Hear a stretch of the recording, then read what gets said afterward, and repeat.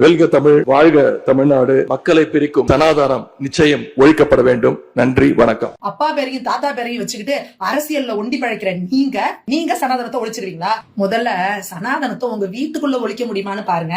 அதுக்கப்புறம் நீங்க ஊர் உலகத்துக்குலாம் சொல்லலாம். தயவு செஞ்சு பிஞ்ச செருப்பெல்லாம் தூக்கி போட்டுறாதீங்க, பத்திரமா எடுத்து வைங்க.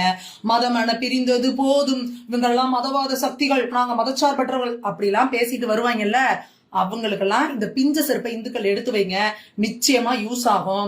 நான் உதயநிதிக்கு ஒரு ஓப்பன் சேலஞ்ச் கொடுக்குறேன். அடுத்து உள்ளாட்சி தேர்தல் வருது, அடுத்து பார்லிமெண்ட் எலெக்ஷன் வருது.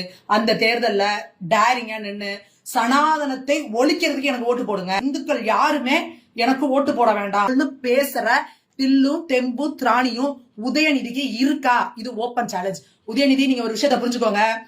சனாதனத்தை ஒழிக்கிறேன்னு சொன்னதுனால திமுக தமிழக அரசியல் இருந்தே ஒழிஞ்சிச்சு அப்படிங்கிற வரலாற எங்களோட பிள்ளைகள் வருங்காலத்துல படிக்க போறாங்க.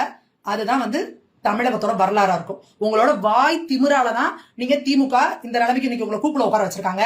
இன்னமும் திமிர் தண்டமா நீங்க மேலும் மேலும் இந்துக்களை புண்படுத்திக்கிட்டே இருந்தீங்கன்னா நிச்சயமா கட்சிங்கிற ஒண்ணே இல்லாம உங்களை காலி பண்ண போறாங்க. அது உறுதி.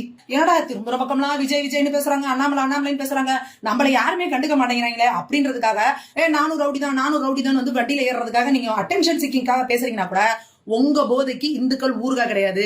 உங்க அட்டென்ஷன் சீக்கிங்காக கூட நீங்க எங்க சனாதன தர்மத்தை இழிவா பேசுறத இங்க யாரும் வேடிக்கை பார்த்துட்டு சும்மா இருக்க மாட்டோம். திமுகவோட அழிவு காலம் ஆரம்பமாயிடுச்சு. அதை செய்ய போறது தமிழகத்துல இருக்கக்கூடிய இந்துக்கள். எழுதி வச்சுக்கோங்க.